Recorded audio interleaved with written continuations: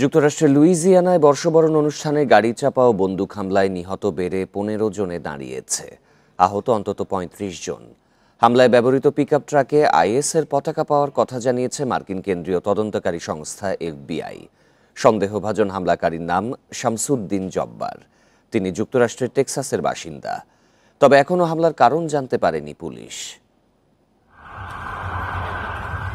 বর্ষবরণ অনুষ্ঠানে লুইজিয়ানার বোরবন স্ট্রিটে সমাবেত হয়েছিলেন নানা বয়সী মানুষ।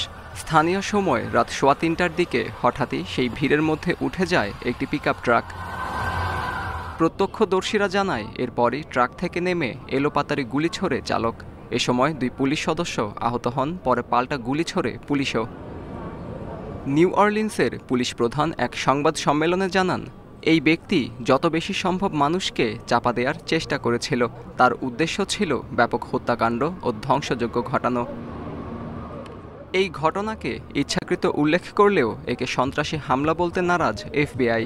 তবে ট্রাকটিতে আধুনিক প্রযুক্তির বিস্ফোরক সরঞ্জাম পাওয়ার দাবি করেছে সংস্থাটি। বিষয়টি খতিয়ে দেখা হচ্ছে বলেও জানিয়েছে এফবিআই।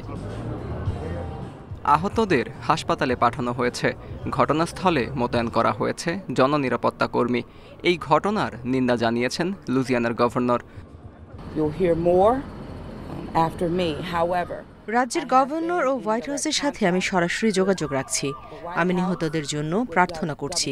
নিউ অরলিন্স বাসিন্দাদের দুর্ঘটনাস্থল এড়িয়ে চলার অনুরোধ করছি এবং আমরা এই ঘটনা নিয়ে খুবই সক্রিয়ভাবে কাজ করছি। নিউ অরলিন্সে এর আগেও নববর্ষ এবং অন্যান্য উৎসবে ঘটেছে সহিংসতার ঘটনা। ২০২৪ সালের নভেম্বরে ২টি আলাদা বন্দুক হামলার ঘটনা ঘটে। সে সময় গুলিতে ২ জন নিহত এবং ১০ জন আহত হন। ২০১৭ সালের ফেব্রুয়ারিতেও জনবহুল এলাকায় গাড়ি চাপায় আহত হয়েছিল ২০ জন। আত্মজুর রহমান, ইন্ডিপেন্ডেন্ট নিউজ।